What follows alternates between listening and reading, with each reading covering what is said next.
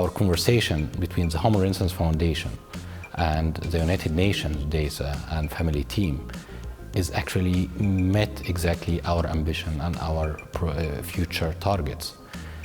And most of our work try to make research impactful and related to everyday's life and respond to global challenges.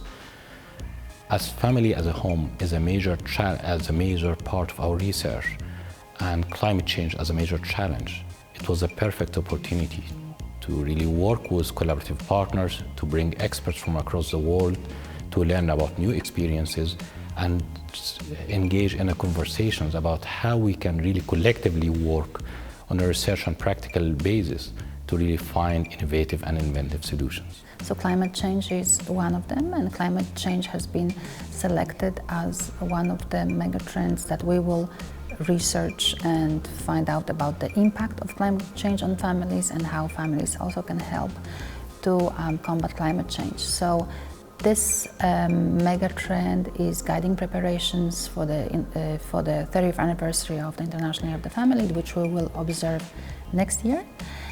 And this meeting is very conducive to actually start our project on climate change, which will continue next year, and come up with recommendations to communities, to government, to families themselves, on how to be most effective in climate solutions. I feel very strongly that the home is the base of society, and I felt that I was very well placed to make the connection between the happiness of having a successful home and family and the governance that's required to help it along. And I had a background in big business, of course, which gave me connections with government and governance in general, and I thought that I was well placed to make that link, because I'm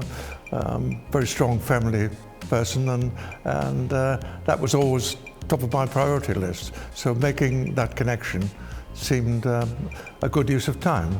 To invest in the home is very important to overcome, and to me is the key point, the real key point to overcome the actual climate crisis we are experiencing, because the home, it is not only a concept related a way of stay in a building, but it is also a way of acting and a way of relating and a way of living the world and the places, and a way of relationship with the environment, with the places, with our people. Mitigation is looking at actions and exploring how we can reduce our contribution to climate change. Whereas adaptation is managing the impacts of the changes that are already embedded in the climate, unfortunately.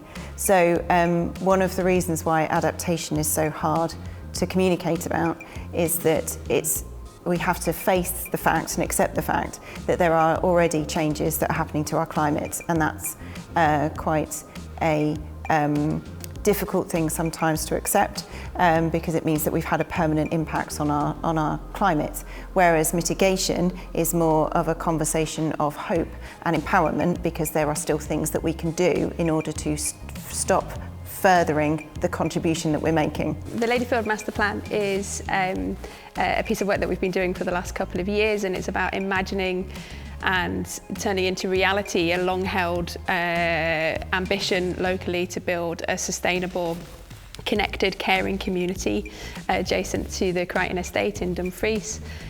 And it's about looking at how if we have to build on a greenfield site, how do we do that in a way that is responsive to the amazing natural heritage that's on the site, but also to the needs of the local community in terms of being a connected place that enables people to live more sustainable net zero lives, but also healthier lives in terms of physical, social and mental health. Every situation will present itself very specifically, and there will be specific answers, But if I have to generalize, I would say that there are certain lessons that are there in the way communities managed or responded to various kinds of emergencies. May not have been just climate emergencies, or emergencies that are possibly due to earthquakes in the region that I come from. And while we are mitigating climate change emergencies, I think there could be lessons from the past in the way the communities related to the built environment and dealt with emergencies. And I think that is where the two ideas can meet. Once again, this is not to say that all traditional processes will have answers to new problems, but there could be a possible knowledge there that will also lead to or link to conservation and link to climate change emergency. In terms of climate change, for me, it's the base unit from which we make decisions around how we use resources, how we connect with other communities, other people, other aspects of our lives. And so for me, it's the fundamental building block. That as individuals, absolutely, we have agency, but it's at a household level that we can make a real impact. And it's at a household level that the next generation, learn how to live, how to consume resources, what matters, what their values are. And so actually, for me, it's kind of a fundamental building block. I think the role of the home is around the people that we most connect with. And so when we're looking at those messages of influence, how we can role model good behaviours or behaviours that are ways in which we can either contribute to mitigation or which we can adapt to climate change. A lot of the time we see that from our immediate peer group. We also get a lot of support from the home. So when we look at the strong memberships that we have as individuals in society, one of the strongest is typically to our family, which usually inhabit the home.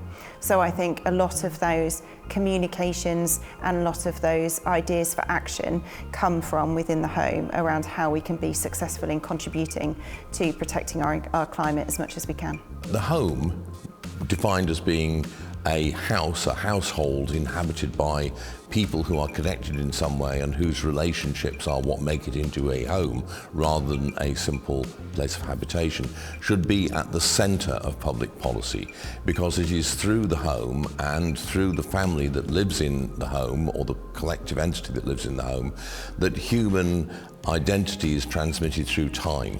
And so that is absolutely essential if we are to think beyond the short term and the immediate and to address the kind of public policy challenges that we are facing at the moment. I think the environment debate's in the wrong place, that it isn't about extremes of stopping everything now or going on producing coal like much of the world is. It's about how we get from the economy we have today to a much cleaner one over time, and it will take managing for, whether people like it or not, for about 20-25 years to get from A to V, but it will improve all the way along. So I think that's where I'd like the debate to be, and clearly we all have a responsibility individually to help that along, both in the way we look after our homes, and in the way we travel. I mean, travel is a very big generator of CO2. But it's really important to communicate research and evidence-based research on policy making. So I think academics have a great role in that, to really not only conduct research, but illustrate it with good practices, and then carry this message to their communities, to their local governments, and then to their national governments to improve and to provide real solutions to climate change. Working on the level of the home is the only way to respond to global challenges, especially as big as the climate change.